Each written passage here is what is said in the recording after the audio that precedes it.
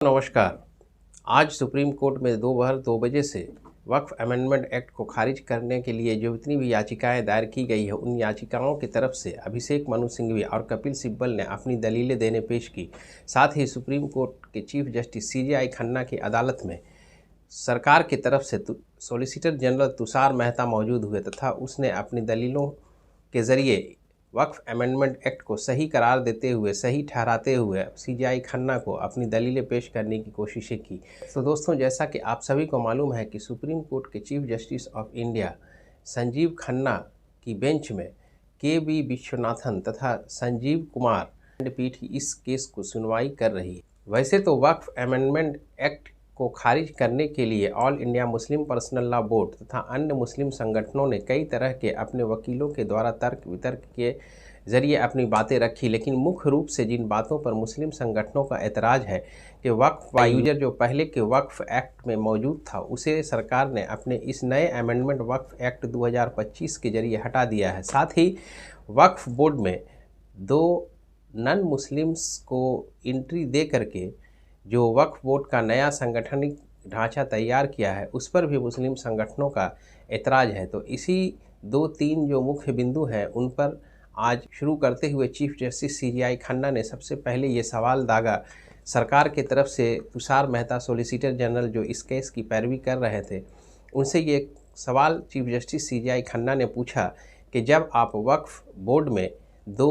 गैर मुस्लिमों को जगह दे रहे हैं, तो क्या अन्य जो मंदिर संगठन है या टेंपल संगठन है या हिंदू न्यास है, क्या उसमें भी आप गैर हिंदुओं को जगह देंगे? तो इस बात पर तुषार मेहता के कारण अपने तर्कों को इस तरह से रखा कि यह मुद्दा यहाँ नहीं है और इस पर विचार अभी नहीं किया जाना चाहिए। चीफ जस्टिस CJI खन्ना ने एक और प्रश्न के जवाब में जनरल तुषार मेहता से ये पूछना चाहा कि आप जो वक्फ बाय यूज़र का कॉन्सेप्ट जो पहले से वक्फ एक्ट में मौजूद था, उसे जो हटाया गया है, उसके हटाने के पीछे आपकी मंशा क्या है? यहाँ पर दोस्तों एक बात बहुत ही समझने के लायक है कि पहले जो वक्फ एक्ट हुआ करता था, उसमें वक्फ बाय यूज़र का एक कॉन्सेप्ट था कि कोई भी मुस्लिम अगर अपने प्रॉपर्टी को वक्फ बाय यूज़र यानी मुंह से बोल करके बिना किसी कागजात के अगर वक्फ बोर्ड के हवाले कर देती है, तो उस प्रॉपर्टी का स्टेटस, उस प्रॉपर्टी को वक्फ का बोर्ड की संपत्ति मान ली जाती थी। लेकिन नए वक्फ अमेंडमेंट एक्ट के तहत सरकार ने यह प्रावधान लाया कि अब वक्फ बाय यूज़र की कॉन्सेप्ट को नहीं रखते हुए अब सिर्फ वक्फ उसी प्रॉपर्टी को माना जाएगा जिसे रजिस्टर डीड के द्वारा या किसी कानूनी पेपर या कानूनी कागजात के द्वारा अगर वक्फ बोर्ड को हस्तांतरित किया जाता है, तभी वह प्रॉपर्टी वक्फ की मिल्कियत मानी जाएगी। तो इस तरह से वक्फ बाय यूज़र का कॉन्सेप्ट हट जाने से अगर किसी प्रॉपर्टी, किसी ऐसी संपत्ति जो वक्फ को दी गई है लेकिन उसके तहत कोई कागजी कार्रवाई नहीं की गई है या कोई दस्तावेज मौजूद नहीं है, तो वैसी संपत्ति का स्टेटस वक्फ बाय यूज़र का कॉन्सेप्ट हट जाने के कारण वक्फ की संपत्ति नहीं मानी जाएगी और सरकार उसे अपने कब्जे में ले सकती है। तो इस पर मुस्लिम संगठनों का बहुत ही एतराज़ था और इसी एतराज़ वाले टॉपिक को चीफ जस्टिस CJI खन्ना ने सरकार की तरफ से पेश हुए सॉलिसिटर जनरल तुषार मेहता से ये जानना चाहा कि आखिर आपने इस वक्फ बाय यूज़र के कॉन्सेप्ट को जो हटाया है, इसके पीछे आपकी मंशा क्या है? दोस्तों, तर्क वितर्क और दलीलों के बीच आज सुप्रीम कोर्ट में 2 बजे से हियरिंग होने के बाद कई नोक झोंक के दृश्य देखे गए और चूँकि आज कोई भी जजमेंट या कोई भी interim order chief justice CJI Khanna की बेंच ने पास नहीं किया, लेकिन उनके प्रश्न और उनके पूछे जाने वाले सवालातों और पूरी हियरिंग को सुनने के दौरान ये अंदाज़ा आसानी से लगाया जा सकता था कि चीफ जस्टिस CJI खन्ना 3 बिंदुओं पर इंटरिम स्टेटस देने जा रहे हैं। वो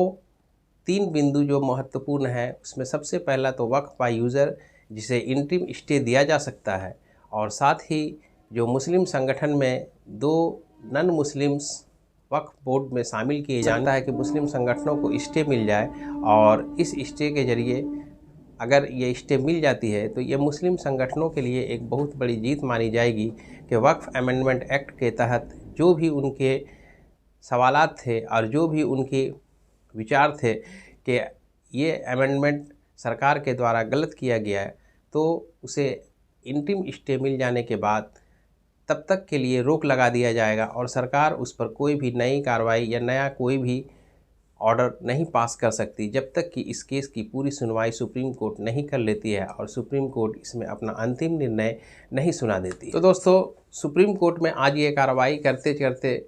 संध्या हो जाने के कारण यह कार्रवाई पूरी नहीं की जा सकी और चीफ जस्टिस CJI खन्ना की बेंच ने इसे फिर से कल यानी 17 अप्रैल 2025 के लिए फिक्स कर दिया गया। कल फिर दोपहर 2 बजे से इस पर कार्रवाई शुरू होगी और इस पर हियरिंग की जाएगी। हो सकता है, यह उम्मीद जताई जा रही है कि मुस्लिम संगठनों के द्वारा दायर की गई याचिका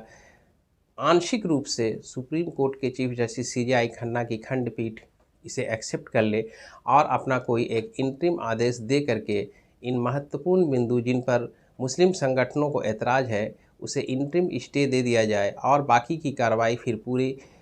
दस्तावेज के साथ जब पूरी हियरिंग कंप्लीट हो तब फिर सुप्रीम कोर्ट अपना कोई अंतिम निर्णय सुना सकती है। तो इस तरह वक्फ अमेंडमेंट एक्ट को लेकर के जो एक असमंजस की स्थिति बनी हुई थी वो लगभग आज भी वही बनी रह गई और हो सकता है कि कल इस पर कोई एक